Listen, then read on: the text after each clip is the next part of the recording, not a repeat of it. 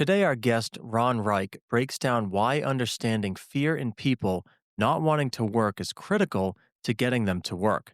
I even got to be coached in the moment and realized it's not me having to do something, but getting to do the work I do.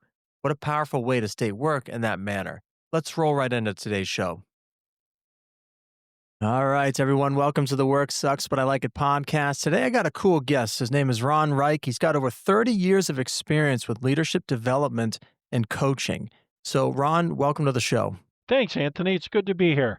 So, Ron, over the 30 years, the concept of work has obviously changed. How do you define work today? Let's start with the tough ones. Anthony, it's late on a Friday afternoon.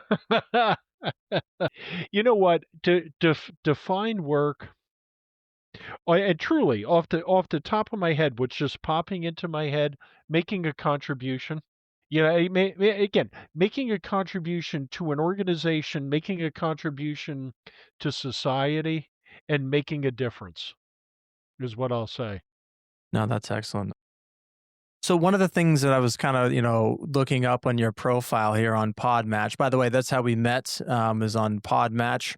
One of the quotes that you had here was building and sustaining working relationships. Can you talk more about that? I feel like that's really important today in the workplace. Before I get into it, let me back up for a second. One of the things I like to do when I am if I'm working with an individual client, even more so with a group of people, I'll break them into small groups and they have a discussion about what I call the 3 R's. For sustained business success, which is the most important R? Is it the results you produce? Is it your reputation? Or is it the relationships that you build and maintain? And actually, Anthony, let me ask you, if you don't mind, how would you respond to that? In terms of the 3 R's, Yeah. which one resonates with me? Is that kind of the, Which is the most important R for sustained business success? oh, to me, it's definitely relationships. How so? I guess you know, to me, it's the team. So I work in manufacturing.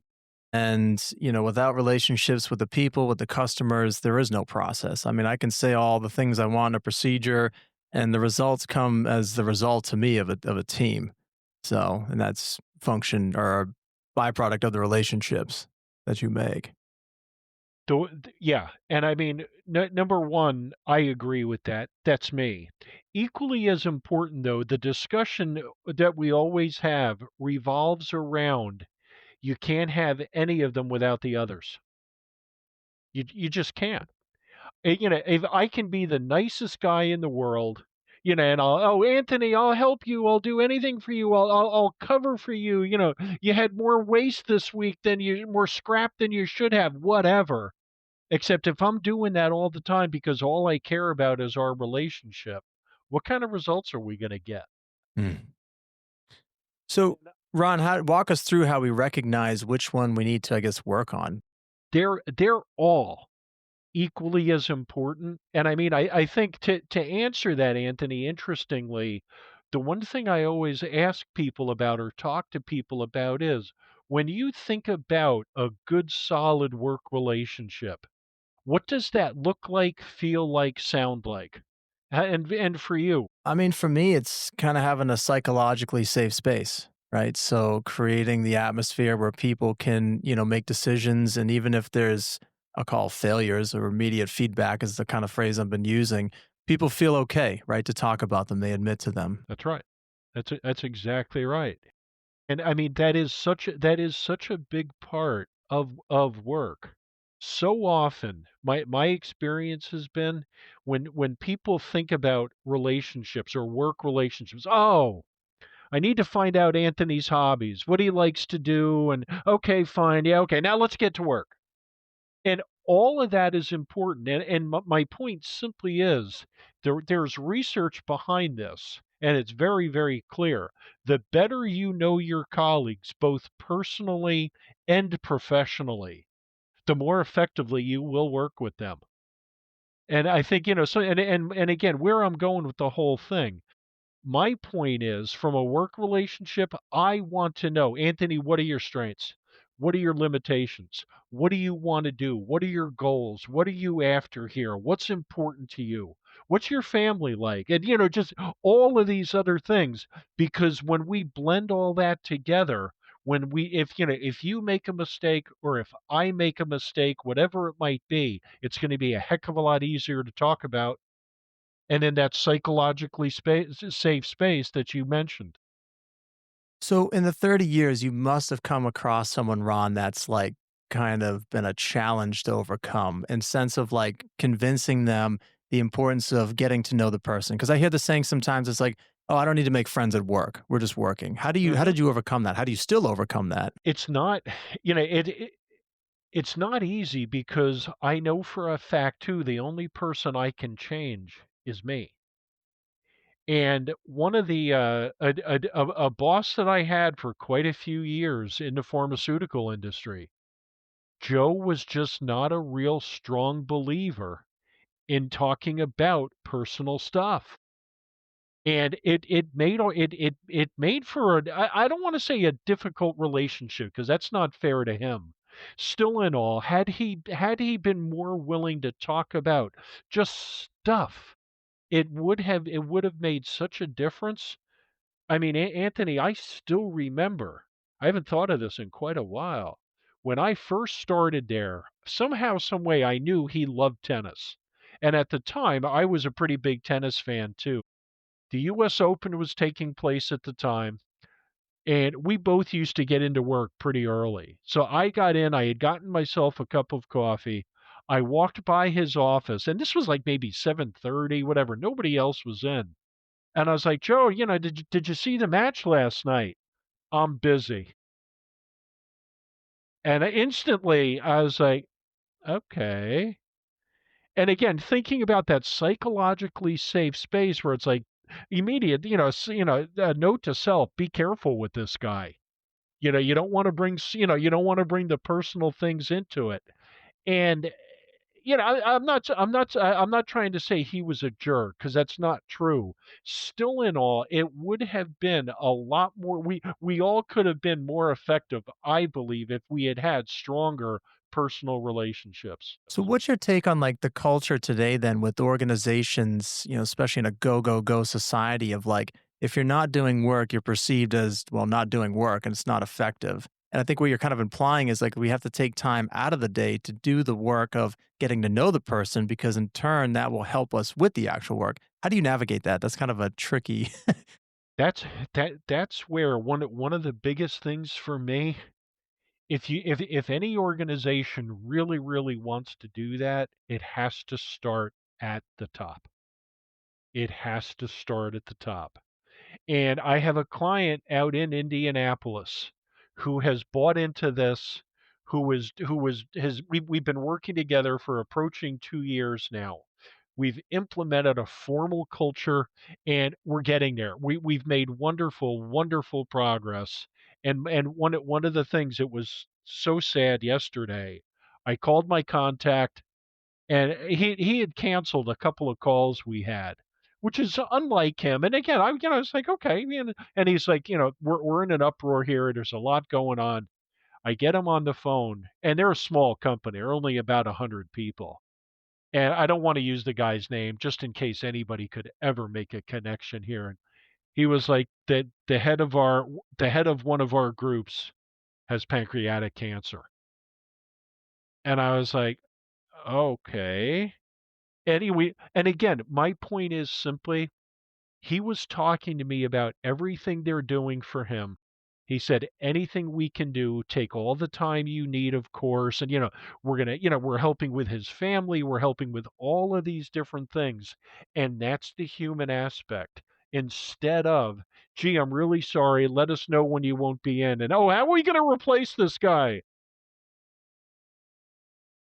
So I'm not You know, trying to eh, put a formula on this. I know it kind of depends on, person to person, situation to situation. What percentage would you say of the workday would you divide in terms of, the one category, I'd say doing work conversations and then conversations that are sort of unrelated to work? Could you give a percentage, kind of an idea? you know what? I think that's going to vary. I really, really do, and I mean, I think it's nice when so much of these types of conversations can be spontaneous too, you know, where it's just, "Hey, you just said something that reminds me of," and you tell a quick story, you have a laugh, and then you go back to work, and it's not like, "Oh, yeah, we limit this to lunch. You can only have fun, quote, unquote, 'fun' at lunch or when you're on your break," whatever it might be, it's like, it's not true, and not more importantly, not smart, not effective. Absolutely. So you said that effective change has to start from the top. What happens when you have an organization where it's not that? What are the things that you've done to sort of overcome that? I guess work from the bottom up, if you will. You can try, and I've had that happen. I had a client. I'm in New Jersey. I had a client here in New Jersey, a food company, where they were saying to me, "Oh yeah, we're all buying into this." The senior leaders, and they weren't. They just weren't. I mean, we did the work and we went through it, and they tried to implement it, and it just kind of died on the vine. And it's sad because the organization has potential and they're nowhere near reaching it, and they know it. And they know it, and it's like, "Well, we're busy and we're all this other stuff." And it was like, "You're busy, creating more problems." I think that's the biggest excuse I come across is like, oh, I'm too busy to do this. Like, what do you say to that, Ron? How do you tell someone that? Yeah, how do you navigate that? Answering that. Again, people need to have the mindset that this is worthwhile, that this is a good investment of their time. And I think one of the ways I like to do it is just very simply is, first of all, if it's appropriate, I'll talk about the cost of turnover. Well, I'll just talk about, what do you think it's costing your organization when people don't work together? Or when people aren't willing to collaborate, or equally as important, maybe most importantly, actually, Anthony, along the lines of, I'm not going to admit a mistake. I'm not going to say anything. I'm just going to let this go. What happened? I don't know. I don't know. The machine broke down. That's all. Well, when was the last time you did PM on it? I don't know. That's not my job. That's maintenance's job. Whatever it might be. These types of things where it's got to be a complete buy-in. And actually, I'll add to this though. I say it needs to be a complete buy-in from the people at the top, and it does. When I do it, especially with the people out in Indiana, where I talked to them and I was like, if we do this, you need to be ready to lose some long-term people. And equally as important, talking to the CEO and his right-hand man, you're going to need to be ready to let some people go who will not buy into this. And they're like, "Oh, we will, we will, we will." And when push came to shove, there was one guy in particular, and they did let him go. And I was like, and again, nicely, it was like, here are your choices. You either buy into this and become part of this new culture, the new quote unquote company, or you can leave. Pick one. So, why do you think people are so resistant to change sometimes? There are so many different reasons. We've always done it this way. What's the reason to change? And I said, I'm gonna have to learn something new. This is, oh my goodness, now I'm getting all this new work, whatever it might be. And partially one of the things I like too is, and I hope I'll tie this in. I like something. I am a voracious reader. I am constantly reading something about leadership, management related Yeah, topics. hundreds of books, right? That you've I've read over 400 leadership books in the last 25 years, whatever. incredible. I was reading a book. I still remember I was at a gate at the airport in Charlotte. This was many, many years ago, and the author was talking about change. And he said, you always want to trumpet the goal of the change. Rah, rah, this is the change. Yay, hooray. And he added, and this is my point, not everybody will buy into the rah-rah. So therefore, you also want to share with them what your fears are if nothing changes. And I never forgot that. And Anthony, I'll tell you, I worked at Toshiba for a number of years. This is a long time ago when I first got into training. We reorganize. We have a new general manager, essentially a new CEO come on board for our very, very small division. Okay.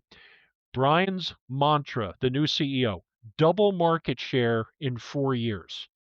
Huge undertaking. I mean, this is like, you got to be kidding. You want us to do this? He invited everybody who worked east of the Mississippi River to a meeting at a hotel here in New Jersey to essentially introduce himself to us. And he did. And I mean, he's up there. We're going to do it, you guys. We're going to have a great time. It's going to be a lot of work and we'll do it and we'll band together blah blah blah. And you could see some people in the room were buying it and I was. I cuz I was into this. You could also see some of the people are like, yeah, here we go again. I'll never forget, Brian stopped talking, and the room, it just as quiet as it is between you and I right now. He just stood there. Okay, let's think about this for a minute. If we don't double market share, Konica, Rico, Sharp, our competitors, they will eat our lunch. This division will close. Pick one, guys. Pick one. My choice, let's double market share. How about it? You get both sides of the equation. And I love that.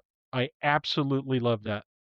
I love that thing about fear too. I mean, I think there's a lot of fear in the workplace, when people are just going there to trade time for money. How do you get someone to overcome their fear, I guess? I like the acronym of fear, false evidence appearing real. Number two, so my experience has been, and this has been true for myself and other people, that a lot of times with fear, Anthony, it's if I'm afraid or if I'm worried about something, I'm worried I'm going to lose something I have or I'm not going to get something I want. And I think a lot of times these are the types of individuals that just need that need the time, the attention. And again, let's link it back to what we were talking about earlier, the relationships of talking about what concerns do you have? Okay, and a week later or 3 days later, whatever it might be, how are things going? What kind of progress are you making? How can I support you? And again, if people aren't willing to change, then it comes back to a point of this isn't working. You need to pick one. You mentioned people wanting and having. I think that's an interesting thing to kind of further elaborate on in the sense that I find that most people they say, not I guess most, but they're like, "Oh, I want just the paycheck." Right? I have to have the paycheck. But we go to work for different reasons. Can you talk more about want and have in the context of an employee? Loaded question again, I know on a Friday night No, no, here. no, no. This is another thing that I'm passionate about because I let me back up. Years and years ago, I a colleague of mine and I were responsible for the Future Leaders program at the pharmaceutical where we worked. It was the most fun I ever had in my career. We were having a talk with the participants about motivation, and they were all sales reps who wanted to become district managers. And we got into it with this one guy who he just had his heels dug in so deeply. It's about the money. It's only about the money. And I remember just looking at everybody else in the group and I was like, for the rest of you, for who else is it just about the money? And no hands went up. And again, I wasn't trying to make the guy look bad. That's not my point here. One thing that I like to do with this too is anytime I was running a team, and I always recommend this to the people with whom I work, ask the questions. What are you passionate about at work? What do you love about your job? What frustrates you about the team? And how do you like to be recognized? Oh, interesting. Do people actually respond to that? Oh my goodness. Crazy. Just absolutely. And that's where one of the things I always talk about is ask. Just ask them. It's like, "Well, I say thank you and good job and I do this and I we bring donuts and we do this." Like, and it doesn't work for everybody. Just ask them. How do you like to be recognized? What's important to you? And over the years for me, I mean, I've been at this for a long, long time now. I've been doing this for over 32 years. Go back with me 31 years, 30, whatever. At that time, when I was first getting started, I needed the validation. I needed the thank yous. I needed, Ron, you're doing well. Wow, I'm proud of you. It's like, oh, good, good, good. Okay, I'm doing well. I'm doing well. Anthony, I say proudly now, and I hope it comes across this way. I'm good at what I do. I know that. I still like getting the thank yous. I do. I don't need them nearly as much as I did. Now, what I like so much more, hey, Ron, can I sit down and talk to you one on one about a problem I'm having? Can I run something past you? That's what jazzes me now. That's awesome. So how did you make that transition from extrinsic reward to more intrinsic desire? What was the kind of the catalyst for that? Can you think of something? I think realizing I'll go back to the first question you asked about what, define work. And when I realized I was making a difference, it was like, wow, wow, okay. This is important. And you asked, I sometimes I can have like a steel trap memory for certain things because when I first got started, I was doing a lot of sales training. This was for Toshiba so many years ago. It was the copier and fax division. This is where we doubled market share. We used to take our sales reps through a demonstration model. This is how you demo a copier. I was talking to a woman in Boston one time, and she said to me, she had gone through my class. Ron, the class was good. Doesn't work like that in the field. It just doesn't. Things don't go that way, and it just doesn't. I never gave it a thought. And I was like, okay, number one, if what you're saying is true, that's a big concern. So what I started to do was spend time in the field with people. And number one, she was wrong. Number two, more importantly, helping these people and realizing it's like, wow, Ron, what a great day. Thank you. Thank you. Oh my goodness. I went out, this was a different company. I flew out to Chicago. I was going to spend a couple days in the field with a sales rep for this company. And the weather was absolutely horrendous. There was like 35 feet of snow on the ground, and it truly was about 25 degrees below zero. This guy and I went on one call in those 2 days. We tore that thing apart so deeply and from so many different angles. When I left, the 2 days later, I'll never forget, he was like, "I can't believe I learned that much from one call."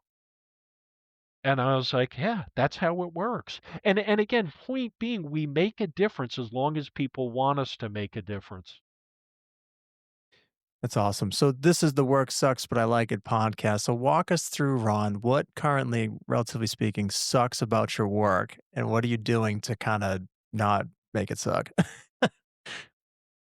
I think the one thing at which I'm not very good is marketing. I am very, very good when I am in front of a group or talking to people and all those things. When I'm not in front of a group or I'm trying to sell myself or just those kinds of things, I struggle with that. And I mean, I did hire somebody for a number of years who was a big help to me. And I mean, I think one of the things for anybody to realize, at least I'll speak for myself, there's no shame in asking for help and realizing, hey, you know what? I'm not that good at this. Let me get some help. You do that part of it. I'll take care of the other parts and we all win. No, that's awesome. That's awesome. Strategies and skills to reduce stress and burnout. How do you navigate that topic today? And I guess, can you talk about quiet quitting? is another sort of phenomena going on here. Reducing stress and burnout. One thing for me, actually, if you know what, let's do it just quickly. Would you mind sharing with me over over the weekend and into early next week? What are some things you have to do personally and or professionally? This upcoming weekend? Yeah. Love it. So I've got these interviews. So you have to do these interviews. Yep, I've got my homework for my PhD program that's due. So you have to do your PhD work. Yeah, and then other than that, just house chores. So you have to do the house chores. Okay. Do me a favor, please. Okay. Convert what you just said into I'm going to or I choose to. Would you do that now, please? I like that. I'm going to do these interviews and Okay. I choose to do my homework. I like the Okay. spin on that. Yeah. Yeah. What's the difference? I mean, it's more, I guess, like taking ownership and like you're steering the ship and not someone else's. I think that's That's it. kind of how it felt. That's awesome. Thank you for that coaching moment Every on the spot. everything everything's a choice. And I mean, I again, these aha moments, and I'm so grateful for them because again, it helps me to know that I've made a difference and it gives me stories to tell. I'm in Philadelphia a number of years ago doing a class at a hotel. Somehow, some way, I started chatting with one of the employees. Okay. And she was saying to me, just totally unsolicited, "Oh my goodness, I have to leave here by 4 o'clock today. I've got to go pick up my son. I've got to make him something to eat. I've got to get him to soccer practice." And she's going on. I was like, "Okay, would you mind? Would you just change that, please? Either I'm going to or I choose to." She did. And I was like, "Okay, what's different for you?"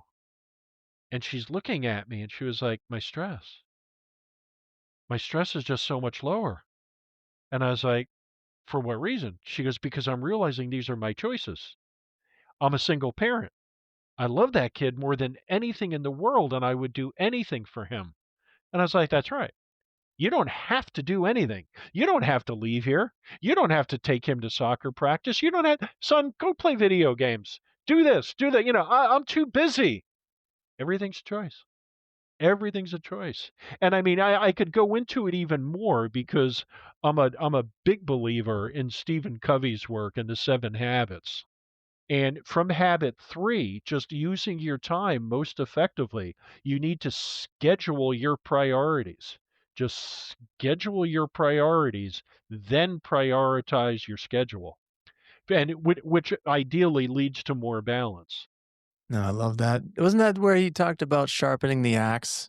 That the Sharpening the saw is habit 7, and yes, yeah, no, that's right. That's exactly right. That's exactly right. And there's a link between you and actually what you just said. Admit when you make a mistake. Your comment is probably more apropos than mine. I think habit 7's more applicable than habit 3. Habit 7, absolutely renewing yourself in the 4 areas of life: your body, your mind, your heart, and your spirit. And in order to do that, you've got to schedule it. So, Ron, you've read a lot of books. What would you tell the listeners of this show your top 3 books to read? And hopefully people read today. I find that that's a dying sort of art and skill. I'm gonna go in a couple of different areas here. There's a book that I love when it comes to organizational development and culture, and it's called The Advantage, written by Patrick Lencioni. And I always ask my clients or potential clients, I want you to read this book before you do anything. Before we start working together, just read the book, make sure it resonates with you, and then we can talk about it more. From a leadership perspective and from a uh, delegating and that kind of thing, there's an older book that I like, and it still is applicable, and that's called Leading at a Higher Level, written by Ken Blanchard. That's all about essentially situational leadership. That's a real solid book. And then last and not least, the book I like to recommend for people, uh, when it comes to actually, let's go back to one of the things we were talking about earlier, motivation and careers and that sort of stuff, if you will. There's a book called Promotions Are So Yesterday, and it's written by Julie Van. I forget her last name. It starts with a G. If anybody Googles promotions or so yesterday, the reason I like it is because she has in there so many different exercises, questions, and things like that, and it helps people to learn. Wow, I don't need to just get promoted in order to move up. I can move laterally, I can change departments, there are other things I can do, and it's well worth it, at least in my mind. Thanks for those top reads. I'll have to. I'm a big reader. I haven't read 400 books, so I could kind of books you've read, but I'll add those to my list for sure. So, when working with people, Ron, do you notice big generational differences? Especially, I guess I want to focus on the younger generations. I'm a millennial. I'm 38 years old, and I've been hiring people in their 20s and stuff. And again, we can always complain about the previous generation, the generation after and before us. What are your thoughts on this generation coming into the workforce today? Vastly different, no two ways about it. I'm not an expert in this area. I know something about it, and I think one of the biggest things for me is go back to again the need for relationships and everybody talking to everybody. And I try to do that all the time. Is like I love talking to the younger people, and I hope I have something to offer them too. And I think, so much of it is going back again, though, to the feedback and the recognition that we mentioned earlier. The younger people are looking for that. They're looking for that. And I think one of the things that it's my understanding, and it does make sense to me, is that the younger generation are looking for people, the people with whom they work, their bosses or whomever, we as older folks, and I'm s talking I put myself in there, certainly not you. Anyway, point being, we need to be able to articulate who we are, what our guiding values are, and then be consistent with that. And, it's interesting because my nephew Mark, it always reminds me, he's right around your age, Anthony, a little bit younger, probably 30, 33, 34, something like that. He's a physical therapist. Finished school, moved out to Seattle because he wanted to be near his brother. He joined a clinic, and they had a quota of patients to see every day. Mark, you're going to see 13 whatever, and I'm taking that out of the air. You're going to see 13 patients a day. I can't see 13 patients a day and do all of them justice. I cannot do it. 13 a day is it, and he quit. He quit within a couple of months. He goes, "I'm not doing it. I will not do it." Going back to his values and what's important to him, he's working with hemophiliacs now and doing unbelievably well. So, what do you recommend to people to help find their values? I mean, in that instance, your nephew kind of learned through an experience, right? What he valued. How do you tell people or, coach them on trying to figure out their values? Let's go back to Stephen Covey. Love it. Habit 2, wait a minute.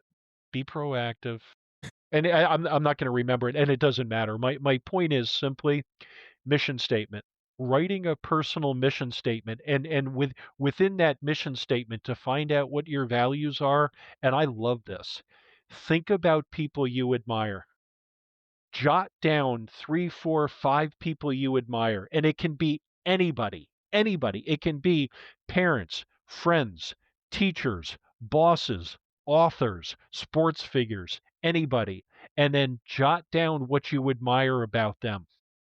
And then you start to look for patterns within that. There are your values. That's awesome. Is that a coaching thing that you have done in the past? Yes. Yes. Yeah. So one of the things, Ron, on the show that I like to talk about, I say that success is not a matter of good luck; it's good skills. What is one skill that you would want to share with the listeners to be an effective leader, effective manager today, effective at working? For me, and I speak only for myself, I am a preparation freak. I prepare meticulously for anything I'm going to do. And again, Anthony, actually it because and I say that, number 1, because it's true. Number 2, it reduces my stress. I mean, I have I it it's it, I'm very grateful that I'm really busy right now, and I'm actually going to be quite busy through the end of the year.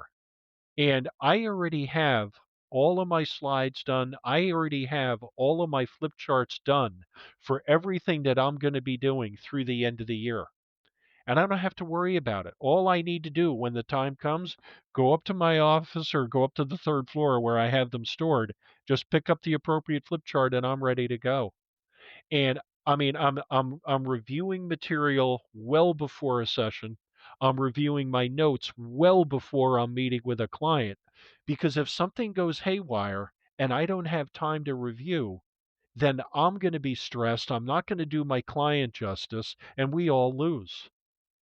So, and I mean, the preparation for me, it is just key. I mean, and one of the proudest moments of my career, go back again to my Toshiba days. I was going to be doing a 3-day interviewing class in New Jersey. My boss was coming in from California to watch me do this class. She was the best boss I ever had. She was very, very demanding. She was also very fair. She had a 15-page document she used to evaluate us, and you could get 180 points total. I prepared well in advance. We sat down at the end of each day. This is what, what do you think went well and so forth. She did some coaching and everything else. When we wrapped up on Wednesday afternoon, I'll never forget. We sat down and she didn't call me Ron. She goes, "Mr. Reich, I need to tell you something. This has never ever happened in my career before. You were flawless. You got 179 points out of 180." And of course, my question was, what'd you What take was the the point one? off for? Exactly. I think we're a lot alike. And she said to me, "Your pants weren't ironed that nicely today, so I took a Oh, point off." And I was like, "I'm okay with that." that's that's something always something to work on, right? That's so Yeah. funny. That's amazing. Well, Ron, thank you so much. What's if people in the audience want to reach out for your services on coaching or leadership, developments, what's a Yeah. good place for them to check out? You know what, Anthony? Probably the best way to do it is through LinkedIn. And just go to LinkedIn, Ron Reich. My name is right there, and it's RLB, Training and Development. Please feel free. I mean, I would welcome the chance to chat. And what's so important to me when I say this too is that when I say chat, I mean it. It's not going to be, "Oh, we need to work together. I can't share that with you. That's billable time or whatever." No, let's talk about it. Let's talk about anything, and if we decide to work together, wonderful, and if not, I'll still be willing to help as best I can. I love that, Ron. Well, thank you so much for being on the show. I appreciate your time today. Anthony, it's been my pleasure, a lot of fun. We're nowhere, America. I can feel the heartbeat I'm singing. We're nowhere, America. Still a place that I can find my home. Wrapping up today's episode, what did you think of the three R's of results, relationships, and reputation? I like how Ron indicated that all three are important, but he makes the importance of change really needing to come from you first, but in the context of an organization at the top. But Ron gives us practical advice with the idea of directly asking people how they would like to receive feedback. I actually love this one personally, and I've actually started using it already. Because what happens a lot is that often I assume what others like, but it's beyond an annual review and even giving the occasional pizza party. What did you think of his advice of talking directly about the fears with the acronym false evidence appearing real? We are afraid to change, but if we don't make changes, it could literally put someone out of a job or out of business. So remember, success is not about good luck, it's good skills. So the skill today is going to be an action for you based on Ron's advice. Write out your mission statement. And to do that, start by writing down people you admire, as he mentioned. What do you like and value about these people? From there, try to see a pattern amongst your responses and draft your mission statement from there. And with that, we'll catch you next time. Thanks for tuning in.